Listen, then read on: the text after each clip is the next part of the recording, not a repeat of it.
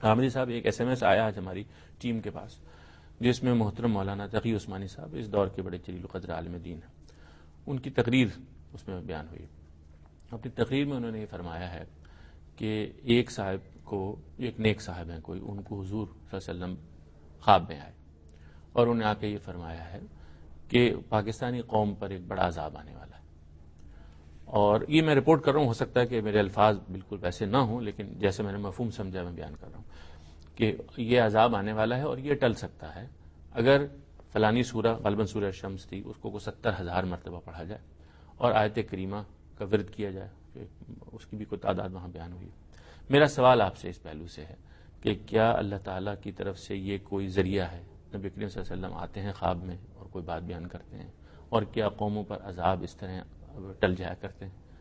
کیونکہ وہ ایک بڑے صاحب علم ہیں، اس لیے میں نے ان کا نام بھی لے لیا تاکہ، اور وہ چونکہ ہم نے تحقیق بھی کر لی تھی کہ مولانا کی اپنی ہی آواز میں وہ ایک انٹرنیٹ سائٹ ہے جس کا لنک دیا ہوا تھا، ہم نے اس کو چیک بھی کیا۔ وہ بڑے جلیل القدر عالم ہیں، میں ان کی بڑی عزت کرتا ہوں اور ہمیشہ احترام کے ساتھ ان کا ذکر کرتا ہوں، لیکن دین کا معاملہ ایسا ہے کہ اس میں اگر کوئی مختلف نقطہ نظر ہو تو اسے استدلال کے ساتھ بیان کرنا چاہیے۔ میں نے براہ راست اس کو نہیں سنا، لیکن جس طرح آپ اس کو رپورٹ کر رہے ہیں تو یقیناً ایسا ہی ہوگا۔ دیکھیے، اس میں چند بنیادی باتیں ہیں جن کی طرف توجہ کر لینی چاہیے۔ ایک تو یہ کہ قوموں کے اوپر جو عذاب آتے ہیں ان کا ایک خاص قاعدہ قانون ہے، یعنی علم و اخلاق کے لحاظ سے جب قومیں پستی میں اتر جاتی ہیں تو اللہ تعالیٰ ان کے ساتھ اپنا معاملہ بدل دیتے ہیں۔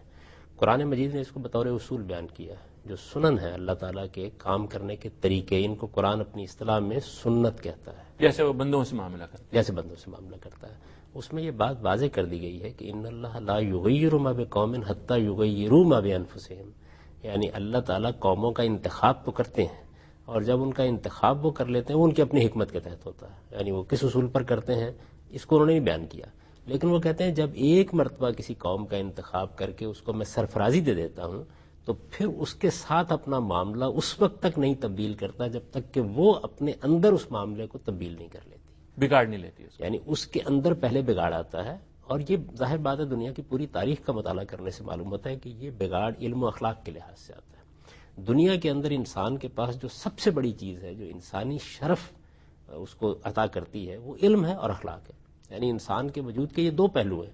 یہ دیکھیے نا، علم کا ظہور ہے جو آپ کی تہذیب میں ہوتا ہے، تمدن میں ہوتا ہے، جو آپ کی ترقی میں ہوتا ہے، جو نئی نئی دنیاؤں کی دریافت میں ہوتا ہے، اور آپ کا اخلاقی وجود ہے جس کے ذریعے سے انسان جانوروں سے ممتاز ہوتا ہے۔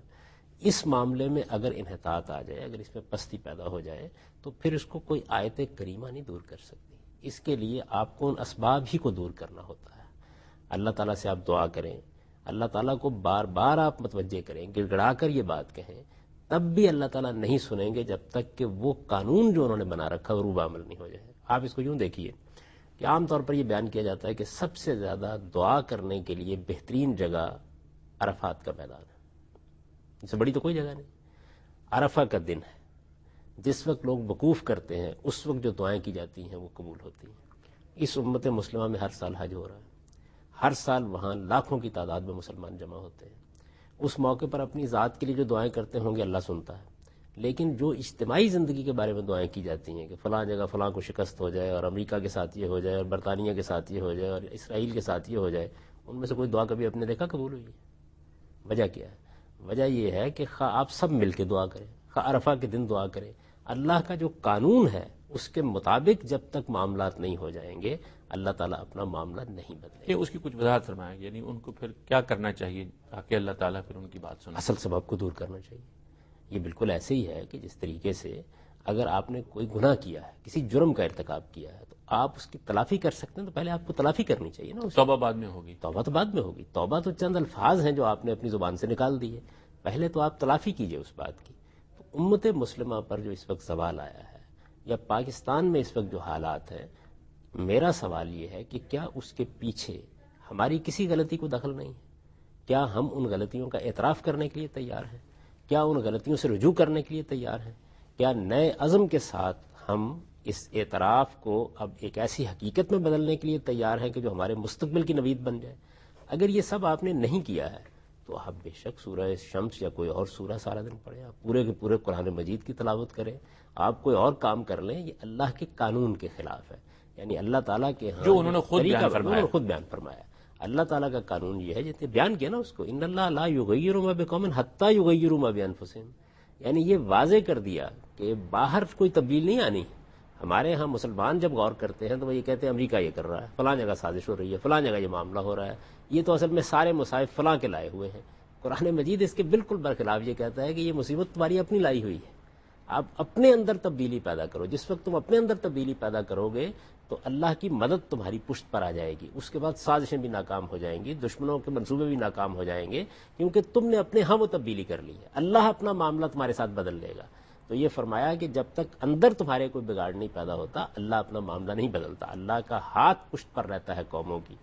کیا اس وقت اللہ کا ہاتھ ہماری پشت پر ہے؟ ہم نے علم و اخلاق کے لحاظ سے اپنی قوم کی تعمیر کے لیے کوئی کام کیا ہے؟ ہماری مذہبی جماعتوں نے، ہمارے دانشوروں نے، ہمارے علماء نے کیا فی الواقع اس قوم کی علمی، فکری اور اخلاقی تعمیر کے لیے اپنی زندگی لگائی ہوئی ہے؟ ایسا نہیں ہے. جب ایسا نہیں ہے تو جس اخلاقی پستی میں ہم اس وقت گر چکے ہیں اور علم کے لحاظ سے دنیا سے جتنے پیچھے رہ چکے ہیں، اس کے بعد تو جو اقدام ہم کریں گے الٹا پڑے گا. تو اس وجہ سے تدبیر کا پہلے صحیح مرحلہ عبور ہونا چاہیے، جو خدا نے بتائی ہے، جس کو اللہ تعالیٰ نے خود واضح کیا. اسی طرح سے اگر فرض کر لیجئے کہ آپ کوئی جدوجہد کرنے کے لیے نکل کھڑے ہوئے ہیں تو قرآن مجید اللہ کے پیغمبر کے ساتھیوں کو یہ کہتا ہے کہ میری مدد اور میری نصرت کے لیے دو چیزوں کی ضرورت ہے. ایک یہ ضرورت ہے کہ تم لوگ اتنی طاقت پیدا کرو جتنی طاقت دنیا کے اسباب کے لحاظ سے ضروری ہے. دوسری بات کیا کہتا ہے؟ ان تتقوا و تصبروا، تقوی اختیار کرو اور صبر اختیار کرو. اگر تمہارے اندر یہ دو صفات ہوں گی، یہ دو صفات محض دو الفاظ نہیں ہیں. صبر کا مطلب یہ ہے جلد بازی نہ ہو، اپنی طرف رجوع ہو، ثابت قدمی سے اپنے موقف پر آپ قائم ہو، کسی اخلاقی اصول کی خلاف ورزی نہ کریں. اور تقویٰ کا مطلب یہ ہے کہ اللہ کے حدود کی نگہداشت کریں، سچائی کے ساتھ ہر چیز کی شہادت دیں. اپنے دشمن کے بارے میں بھی بات کرنی پڑے تو کوئی بے انصافی کی یعنی بات اخلاق کا ایک بہت اعلیٰ نمونہ ہو کہ اللہ کے اس قانون کا مطالعہ کرنا چاہیے. اور اللہ تعالیٰ نے قرآن مجید میں اس کو بڑی وضاحت کے ساتھ بیان کر دیا ہے کہ وہ قوموں کے ساتھ کیا معاملہ کر رہا ہے. قومی زندگی کے معاملے میں یہ بات بالکل طے ہے کہ بحیثیت مجموعی قوم کا طرز عمل کیا ہے، اس کی قیادت کا طرز عمل کیا ہے، اس کے دانشوروں کا، اس کے علماء کا. قیادت دیکھیے کہاں ہوتی ہے. قیادت آپ کے سیاسی رہنماؤں میں ہوتی ہے، قیادت آپ کے دانشوروں کے پاس ہوتی ہے، اور ایک مسلمان قوم کے اندر قیادت اس کے علماء کے پاس ہوتی ہے. یعنی دانشور، علماء اور سیاسی زعماء، یہ تینوں جو ہیں یہ آپ کے ہاں اللہ تعالیٰ کے فیصلوں کی بنیاد بن جاتے ہیں. اگر ان کے اندر اپنی غلطیوں کا اعتراف ہے، انہوں نے رجوع کر لیا، یہ صحیح جگہ پر کھڑے ہو گئے ہیں، یہ قوم کو ٹھیک میسج دے رہے ہیں، تو پھر اللہ تعالیٰ بھی اپنا معاملہ تبدیل کر لیں گے.